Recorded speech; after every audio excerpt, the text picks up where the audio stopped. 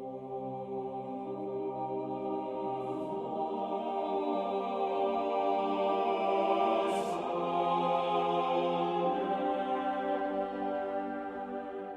savez que des foules de pèlerins du monde entier sont venus à San Giovanni Rotondo se confesser et parfois cela suffisait pour que le Padre Pio redresse ce qui était tordu et aplanisse les difficultés spirituelles, morales et psychologiques de ses pénitents. Mais il arrivait aussi que les fidèles lui demandent conseil sur quantité de problèmes qu'ils avaient. Cela pouvait aller de la santé d'un petit enfant de leur famille jusqu'à la situation financière délicate d'une amie. Vous imaginez sans peine ce que cela coûtait au cerveau du Padre Pio de s'adapter sans arrêt pendant des heures et des heures, puisqu'il y a des jours où il a confessé pendant 15 heures. Mais il y avait aussi les personnes qui n'écoutaient pas les bons conseils du Padre Pio. Ah, qu'arrivait-il à cela? Était-il content d'eux? Comment se comportait-il? A-t-on quelques détails sur leur vie de la vie d'après les conseils du Padre Pio? Quelles étaient leurs difficultés? Eh bien, aujourd'hui, nous mettrons la loupe sur ce sujet. Qu'arrivait-il à ceux qui n'écoutaient pas les conseils du Padre Pio? Chers amis fidèles du Padre Pio, bonjour, mon nom est Jean Goyard et vous assistez au programme sur les pas du Padre Pio.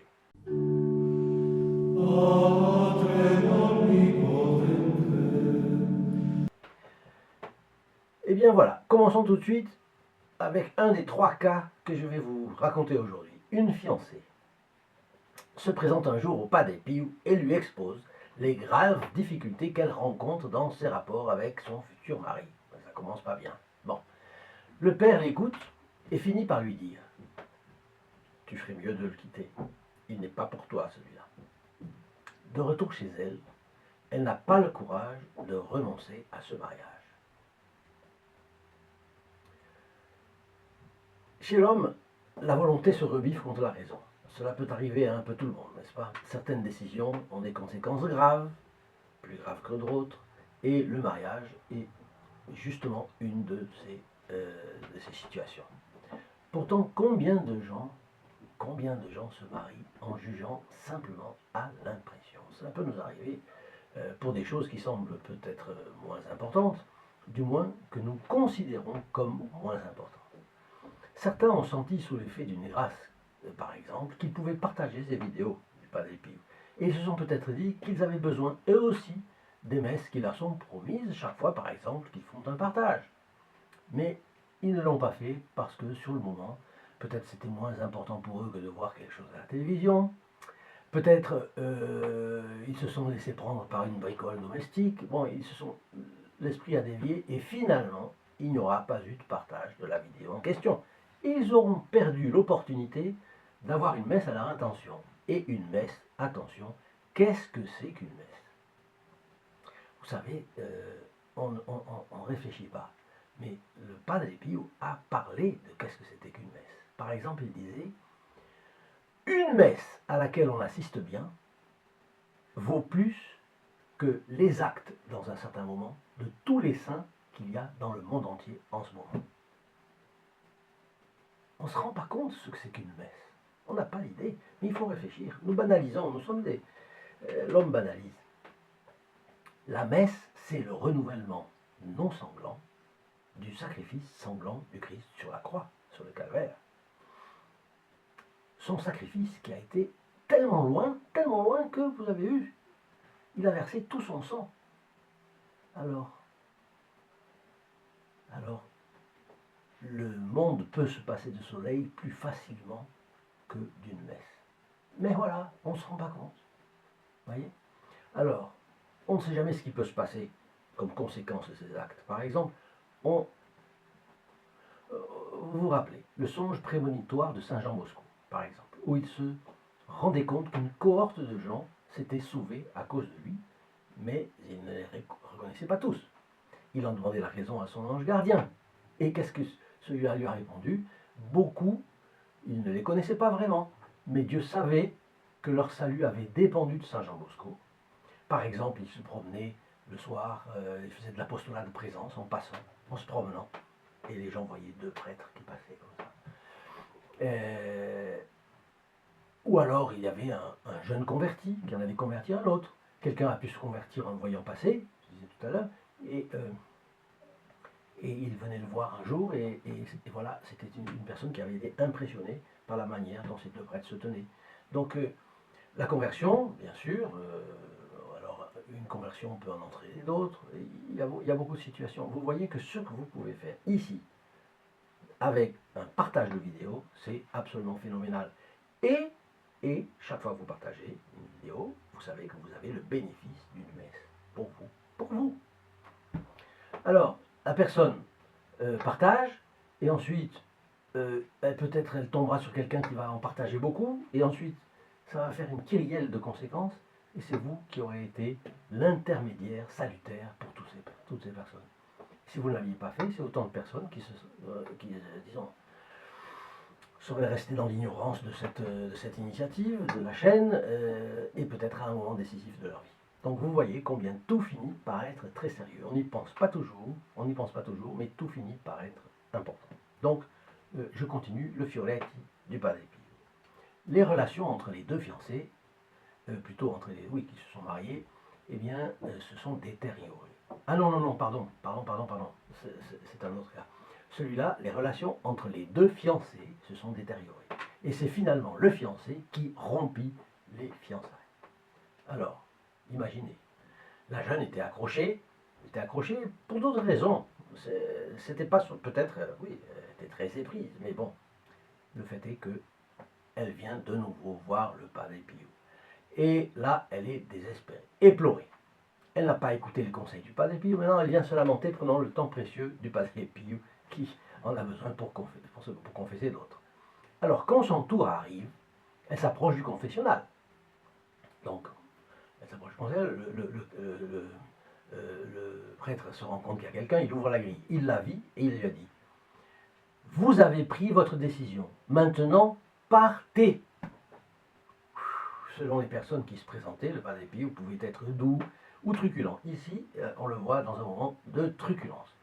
On peut s'en étonner, mais il est canonisé, il a porté la pratique des vertus à un degré héroïque. Comment cette brusquerie est-elle possible? Eh bien d'abord, le Padre Pio avait le discernement des esprits, le discernement des âmes, et il savait que le temps qu'il passerait avec quelqu'un serait pris sur un autre, ou sur plusieurs autres. Alors, s'il voyait que c'était à pure perte, il préférait renvoyer la personne et se consacrer à d'autres qui ne gaspilleraient pas un temps qui, en fin de compte, était précieux. Ensuite, certaines personnes ont besoin d'être traitées avec beaucoup de tact et d'affection. Et si elles étaient traitées brusquement, pensez à un enfant par exemple, elles risquent de faner comme une fleur. Donc il y a des cas comme ça, des psychologies. Et puis il y a d'autres psychologies qui ont le cuir plus épais, si on peut dire comme ça. Et dans certaines circonstances, l'affabilité et la gentillesse ne les touchent absolument pas. Et leur semble peut-être de la naïveté, peut-être un manque de conviction. Et comme le Padre Pio s'adaptait aux personnes, qu'il adaptait sa manière de faire, on peut dire que celle-ci était plutôt du genre cuir épais. Alors, quand on veut, c'est la troisième raison, le troisième aspect, quand on veut endormir un enfant, on lui chante une berceuse. Mais quand on veut réveiller un soldat, on joue du tambour. Donc, le choc est parfois salutaire. Et le Padre Pio le savait mieux que personne. Parce qu'il usait de temps en temps du tambour, de temps en temps de la berceuse, en fonction des personnes, tout simplement, au tempérament très différent qu'il avait à avoir. Alors, j'aimerais que vous me laissiez vos commentaires sur une question collatérale, mais qui ne manque pas d'intérêt, me semble-t-il. La truculence et la brusquerie excluent-elles normalement la sainteté? Une physionomie de peinture sulpicienne, sentimentale, vous vous rappelez comment vous en avez vu, toute empreinte de douceur, peut-elle être une indication de sainteté ou même le contraire? Et qu'est-ce que c'est que la sainteté? Vous me direz, bon, c'est la perfection. Vous avez raison, la pratique parfaite de toutes les vertus chrétiennes. Mais c'est justement sur les caractères de la perfection que repose mon interrogation. Parce que depuis le XIXe siècle, les artistes ont eu une forte tendance à prêter au sein certaines expressions de visage à l'exclusion d'autres. Et ces façons ont-elles été bonnes? Ont-elles été justes à peine correcte, ou alors partiellement bonne et partiellement mauvaise. Et en fonction de quels critères? Parce qu'on se fait une idée de la sainteté. On peut nier que la représentation graphique peut refléter la vérité, l'erreur ou un mélange des deux. Et à la longue, influencer les fidèles dans un sens ou dans un autre. Par exemple, là, on fait des peintures, si on montre rien que des petits angelots, etc. Bon. Alors, je soulève un coin du voile. Je vous donne une petite indication, déjà, une piste. Les yeux tournés vers le ciel de façon romantique peuvent-ils cacher une âme totalement tournée vers elle-même? Est-il si sûr qu'une attitude toujours douce plaise plus à Dieu qu'une attitude plus catégorique? Pardon, c'est une question qui ouvre des horizons. Et au moins, c'est intéressant de se la poser. Alors, le Padre Pio avait une immense dévotion pour la Sainte Vierge, par exemple. Et il avait lu au moins le traité de la vraie dévotion à la Sainte Vierge, parce que j'ai lu quelque chose de lui, on voit le traité de la vraie dévotion à la Sainte Vierge de Saint Louis-Grignon de Montfort, vous savez. S'il y a bien un genre de dévotion sur lequel il mettait, Saint Louis-Grignon de Montfort mettait en garde les fidèles, c'était la dévotion purement extérieure, soit pour la galerie, soit pour se tromper soi-même, n'est-ce pas? Les pharisiens, par exemple, les pharisiens qui, au temps de notre Seigneur, une partie de la question, c'était justement ça. On multipliait les formes, et puis on n'avait pas l'esprit non plus. Bon. Alors, est-ce la bonne occasion pour y penser un peu? Je me demande. Par exemple, on observe que certaines personnes ont pu adopter une conception très sentimentale et uniquement ressentie de la religion. Et parfois, elles ont aussi écarté une conception d'une foi en lutte. Or, vous savez qu'à la confirmation, nous recevons les dons du Saint-Esprit, les 7 dons du Saint-Esprit, qui font de nous des miles Christi, soldats de Christ. C'est la doctrine de la confirmation. Et alors, autrefois, on parlait de garde du cœur pour expliciter cela, justement, qu'on devait être tout le temps sur ses gardes, la garde du cœur. Tout le temps vigilant. Le vigilant, c'est la vigie, le vigile, vous voyez, tout ça, ce sont des notions qui sont corrélées les unes avec les autres. Cela part de l'idée qu'il ne suffit pas, ou plutôt qu'il suffit qu'on ne fasse pas attention pour que le démon s'infiltre. Quand nous sommes en train de conduire, nous savons fort bien que si nous négligeons des choses, nous ne faisons pas attention, on risque l'accident. Donc la vigilance et le combat font partie de la vie spirituelle du chrétien. Et cette vigilance, je crois qu'il est bon que nous l'ayons, y compris pour faire l'apostolat du Padre Pio. Par exemple, je vous rappelle souvent de vous abonner et de partager ces vidéos. Ce n'est pas pour que vous et moi ayons la satisfaction, bon marché, de dire nous avons X abonnés. Ce ne serait pas poursuivre le noble but que nous avons et qui est beaucoup, beaucoup plus ambitieux. Vous l'avez compris. C'est parce que la mission de notre initiative est de faire connaître la vie, l'œuvre, les conseils, les solutions du Padre Pio et le faire largement, à grande échelle, au plus grand nombre possible d'âmes, pour leur communiquer notre passion pour le Padre Pio, qui est la grande solution pour leurs difficultés, mais surtout, aujourd'hui, pour les souffrances de l'Église et du monde, de la société. Chaque chrétien, chaque catholique a une responsabilité pour que ce but soit atteint, ou non. Ou non. Ne croyons pas que notre action ou notre inertie seront sans effet. Non. L'acte militant de chacun nous rapprochera de l'objectif. Et si on laisse passer, si on laisse couler, on remet à plus tard, eh bien ça aura aussi des effets, mais ce sont des effets négatifs. Beaucoup d'âmes souffrent parce que personne ne leur apporte de solution. Elles ont tendance à désespérer aujourd'hui. Et si elles désespèrent, elles risquent de ne plus revenir à Dieu. Je suis sûr que vous soyez content de savoir que vous avez sorti de l'impasse quelqu'un ou quelques-uns. Donc il nous faut travailler. C'est une attention de tous les instants, c'est une lutte, je sais, c'est une lutte. Si on se relâche, on perd du terrain, on perd l'occasion de prendre contact avec une multitude d'âmes peut-être. Voyez, un jour, Saint-Pierre Julien Aymar avait fait une conférence difficile, peut-être parce que l'attention à ce qu'il disait était un peu relâchée. C'était une conférence aux membres de l'ordre religieux qu'il avait créé. Vous savez qu'il avait créé l'ordre des pères du Saint-Sacrement. Alors peut-être la formation, leur formation, je ne sais pas. En tout cas, au cours de son exposition, il a dit qu'après après son exposition, personne ne serait comme avant.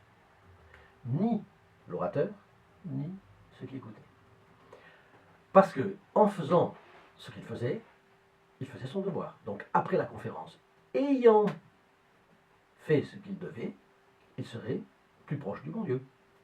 Et il s'adressait à ceux qui l'écoutaient pour qu'ils tirent profit de cela, et s'ils le faisaient, eux aussi seraient meilleurs qu'avant.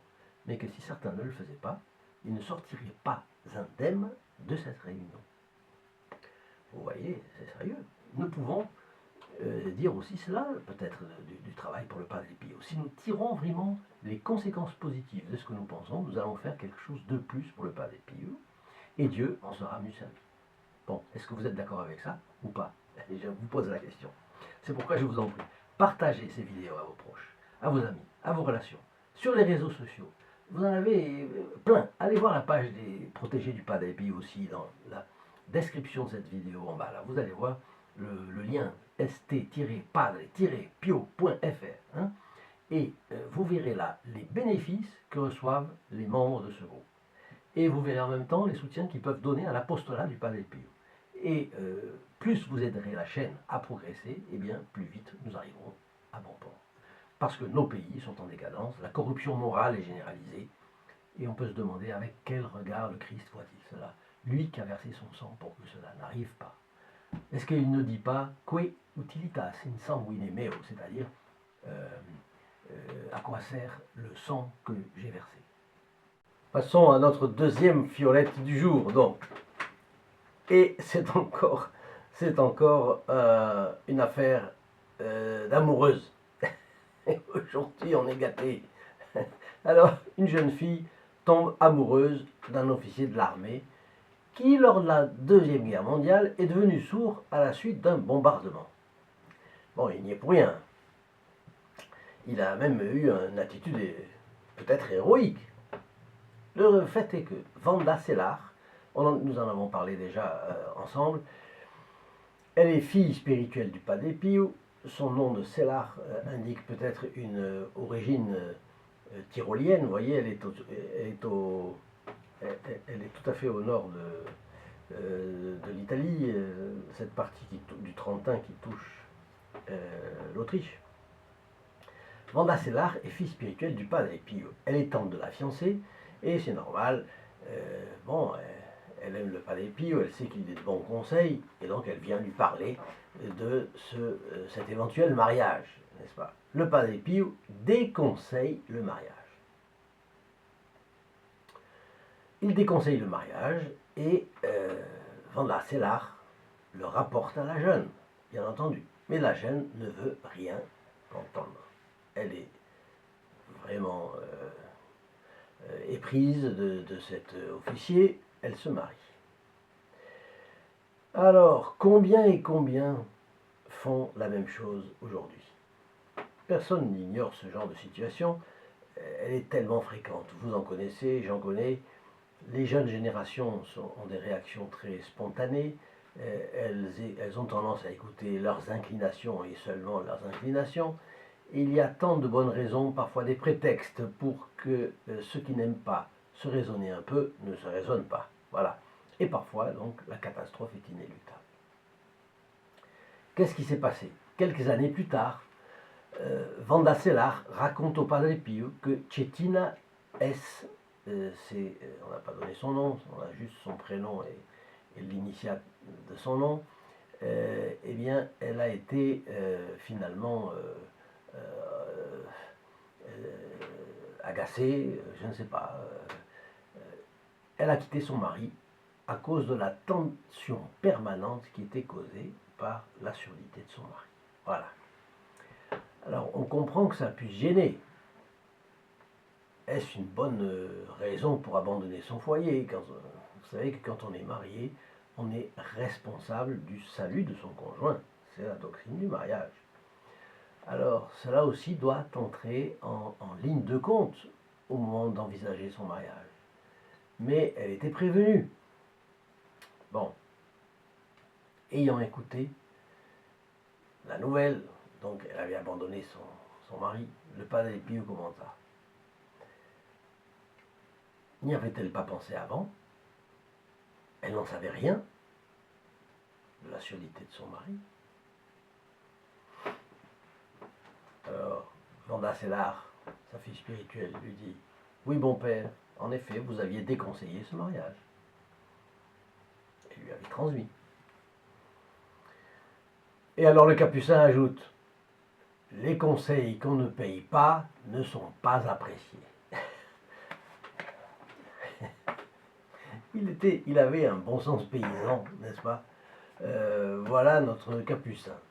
Voilà notre bon capucin qui ne ferait pas de mal à une mouche. Mais vous voyez, là encore, il ne l'aurait pas dit à la dame, bien sûr, mais tout de même. Donc il avait déconseillé le mariage. C'était clair comme l'eau de l'oroche qu'il était, il était sourd, n'est-ce pas? Ce mari-là. Mais voilà, il dit tout carrément: les conseils qu'on ne paye pas ne sont pas appréciés. Et Vanda Sellar s'est rendu compte qu'une fois de plus, quand on n'écoutait pas les conseils du Padre Pio, eh bien ça finissait toujours mal. Voilà. Pourquoi est-ce que je vous montre cette photographie? Je vous dis, si vous n'avez pas encore cette photographie, eh bien c'est l'occasion de l'avoir chez vous. D'abord parce que le regard du Padre Pio calme, il pacifie et il permet de se rappeler de lui, de se rappeler de nos devoirs, de se rappeler que nous sommes sous les yeux de Dieu.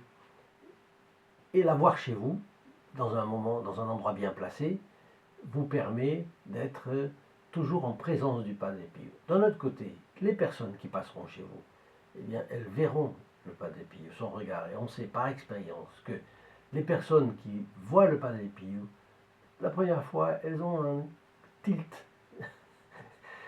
Elles ont une curiosité, très souvent, pour le Padre Pio. Tiens, elles ont envie d'en savoir plus. Et là, c'est l'amorce d'un contact. Donc c'est très important, elles vont avoir un contact spirituel avec le Padre Pio à partir d'une simple photographie. C'est ce que Dieu a donné au capucin, notre bon capucin, c'est à lui et pas à un autre. On pourra avoir un très grand saint, on n'aura pas été, on n'a pas la même réaction. C'est un des charismes du capucin.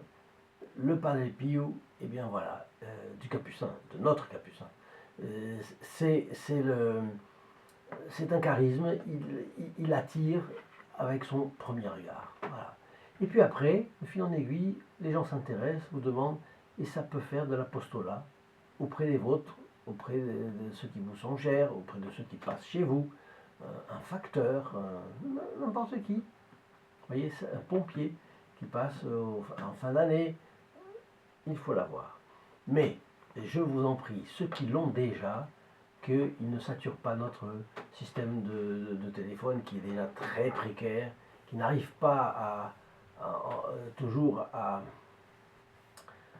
répondre parce que la personne est au téléphone pendant que quelqu'un a un autre appel. Vous voyez, de votre côté, il faudra être un peu persévérant pour téléphoner, c'est vrai, mais d'un autre côté, s'il vous plaît, que ceux qui l'ont déjà ne la demandent pas. Cette photographie est gratuite pour vous. Elle est gratuite pour vous, vous n'avez pas besoin de payer la photo, ni le port, rien. Simplement, cela vous coûtera le prix d'un appel local. Je vous donne là le téléphone. Prix d'appel local pour la France et les dom-toms. C'est le 08 05 36 08 47. Vous pouvez téléphoner entre 8h30 et voyons, là j'ai oublié, je suis pas très bon en ce moment, entre 8h30 et 13h30, et, non, pardon, entre 8h30 et 12h30, et entre 13h et 19h, pardon, et, sauf le samedi, entre 9h et 12h30. Là, voilà, vous pouvez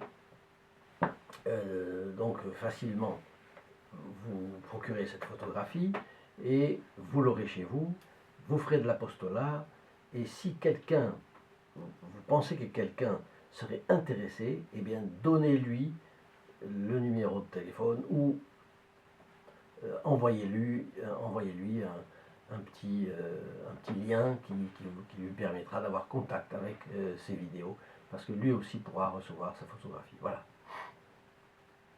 Je précise quand même que si vous voulez bien prier un Ave Maria pour la personne qui vous offre cette photographie, c'est un des membres du groupe des protégés du Padre Pio. Et si c'est, comme je dis toujours, gratuit pour vous, ce n'est pas pour lui. Il y a quelqu'un qui vous paye cela. Et c'est ainsi que le Padre Pio peut essaimer comme ça un peu partout en France et rentrer dans les foyers. Nous aimerions que vraiment toutes les personnes susceptibles d'être intéressées par le Padre Pio, eh bien, aient chez elles cette photographie, cette estampe qui a présidé à sa canonisation. Alors, voilà l'histoire de cette pauvre dame qui, hélas, a tenu absolument à se marier avec cet officier et qui a abandonné son foyer ensuite. C'est triste, c'est une affaire triste. Alors, le troisième fioletti de la journée. Un officier de police travaillait à Foggia. Foggia, vous le savez, c'est une petite ville de l'Italie qui est la petite capitale de la région du Padre Pio. L'évêque dont dépend San Giovanni Rotondo, c'est l'évêque de Foggia. Bon. Alors, il pense, cet officier de police, à s'installer à Rome pour des raisons de carrière, des raisons d'avancement. On lui propose le poste. Il doute. Un jour, il passe à San Giovanni Rotondo, il en profite pour en parler au Padre Pio. Et alors, il lui pose la question. Et vous voyez comme c'est curieux. Il sent qu'il ne peut pas résoudre tout seul. Il va en parler au Padre Pio. Qu'est-ce que va répondre le Padre Pio? Mais qu'allez-vous faire là-bas? Lui demande le Padre Pio. Vous voyez comme... Qu'allez-vous faire là-bas? Le Padre Pio continue. Vous êtes bien là où vous êtes? Bon, en réalité, à Foggia, il n'était pas mal. Il était à côté du Padre Pio. Vous vous rendez compte si on vous disait, vous avez la possibilité de vivre à côté d'un saint. Et c'est pas n'importe lequel. Le Padre Pio, qui avait des dons, parler vulgairement, à l'appel. Des dons considérables. C'est un peu comme quelqu'un qui serait sorti du Moyen-Âge. Vous savez, les miracles, on dit toujours qu'ils existent pour ceux qui y croient. Ceux qui n'y croient pas n'auront pas de miracle. Bien. Mais il se trouve qu'il est un peu comme sorti du Moyen-Âge par le bon Dieu et placé dans le XXe siècle. Bon, il a la possibilité de vivre près de ce saint-là. Et le Padre Pio ne va pas dire ça comme ça. Il dit, qu'est-ce que vous allez faire à Rome? Là-bas. Vous n'êtes pas mal à Foggia. Il aurait rencontré le Padre Pio plusieurs fois. Il se serait converti. Il serait devenu lui-même un saint, peut-être. Même certainement. C'est possible. Le Padre Pio en a tellement fait. Bon. Au fond, il était près du Padre Pio. Et s'il allait à Rome, il allait mettre de la distance. Il allait prendre un autre chemin. Bon. Puis, à Foggia, il bénéficie d'une vie calme, d'une petite ville de province. À Rome, à part évidemment des avantages notables que vous imaginez, que tout le monde imagine, ben, il y aurait l'agitation de la ville. Pas bon pour les nerfs, ça. L'agitation de la grande métropole, avec toutes les tentations inhérentes à la grande métropole, avec les copains. C'est pas parce que c'est la police qu'il n'y a pas de mauvaises relations. Ensuite, il y a les influences de toutes sortes qui s'exercent dans une grande ville. Bon, vous savez. Voilà ce que Padre Pio voyait à distance. Eh bien, l'officier de police déménagea à Rome. Et comme l'avait prédit le Padre Pio, eh bien, il s'en trouva très mal sur plusieurs plans. Parce que la suite, l'histoire raconte qu'il y a eu l'agitation, les mœurs d'une grande ville, etc. Tout ça, ça ne facilite pas l'équilibre. Il a été tellement dégoûté, finalement, il a quitté Rome après. Mais tout cela n'était pas favorable à une bonne vie spirituelle, évidemment. par rapport à la situation qu'il avait dans la ville de Foggia. Vous voyez? Donc ceux qui n'écoutaient pas les conseils du Padre Pio n'écoutaient pas les conseils d'un homme de Dieu. Voilà, voilà le fait. Des conseils qui étaient taillés pour eux sur mesure. En fait, ce qui venait du Padre Pio, ça venait de Dieu lui-même. Ne pas l'écouter, c'était un peu comme refuser ce que Dieu avait à leur dire. Voilà. Voilà ce que c'était concernant le Padre Pio. Alors, si nous avons des inspirations de travailler pour le Padre Pio dans le cadre de cette chaîne, bon, ce ne sera pas du démon que ça viendra. Ce sera du Padre Pio. N'est-ce pas? Alors, prêtons-leur une oreille attentive à ces inspirations et nous nous en trouverons toujours bien. C'est ça que je pense. Si vous avez apprécié, s'il vous plaît, partagez cette vidéo et puis bien d'autres de notre chaîne. Veuillez mettre votre commentaire. Votre commentaire pour me dire si quelque chose vous a semblé exagéré, si vous avez été d'accord, quels sont les critères d'une bonne vie spirituelle, quels sont les critères de la sainteté, quels sont les critères de la perfection des vertus chrétiennes. Bon, n'oubliez pas, quand vous mettez votre commentaire, de mettre votre ville, s'il vous plaît, parce que ça donne la couleur à vos réflexions. Et puis, n'oubliez pas non plus votre like. Voilà des fioletti bien instructifs à défaut d'être très pittoresques aujourd'hui. Et j'espère qu'ils vous auront plu. Je vous laisse avec la bénédiction du Padre Pio. Et je vous dis à demain. Au revoir. In nome del Padre, del Figliolo e dello Spirito Santo, e così sia. Sia lodato Gesù e Maria, e